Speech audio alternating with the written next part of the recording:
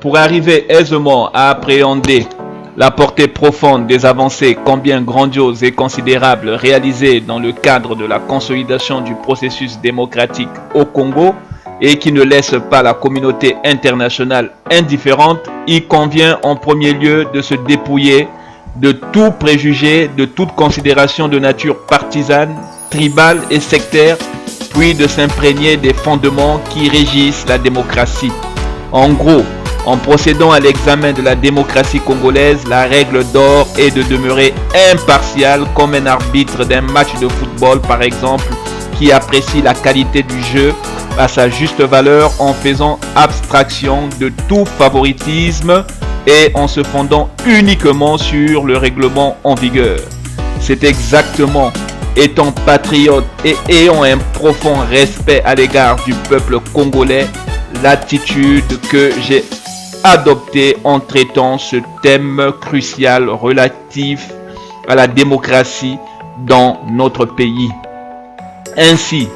en faisant une analyse lucide, bien entendu sans parti pris, de l'état du processus démocratique dans notre pays, en tenant notamment compte des efforts combien remarquables déployés par le président de la République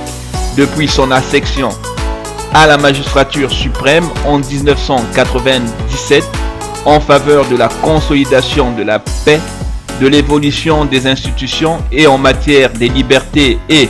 droits fondamentaux de la personne, tout conduit à admettre que le Congo jouit d'une démocratie réussie sous l'impulsion du président Denis Sassou Nguesso. Notons également que de nombreux observateurs internationaux sérieux de la scène politique congolaise dont la réputation n'est plus à démontrer ne cessent de souligner que depuis quelques années, la démocratie au Congo connaît des avancées significatives grâce à la ferme détermination du président Denis Sassou Nguesso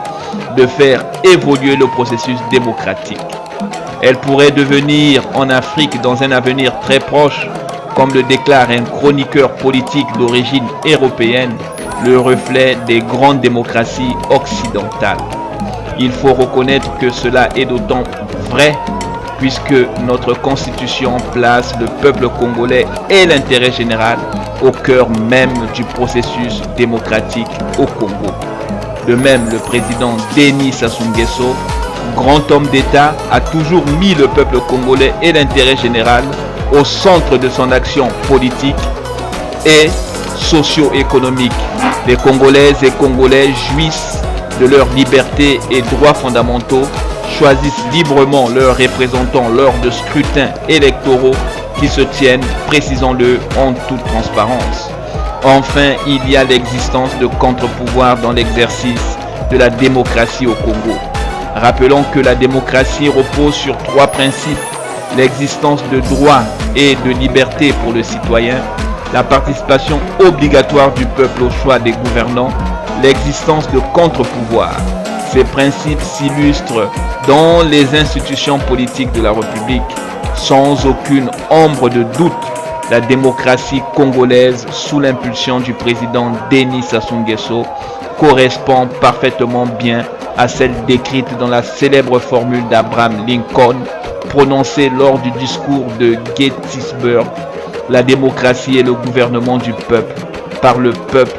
pour le peuple. C'est l'une des définitions canoniques de la démocratie couramment reprise. Flash Info Brazza, la vérité c'est ici et maintenant, je reste connecté.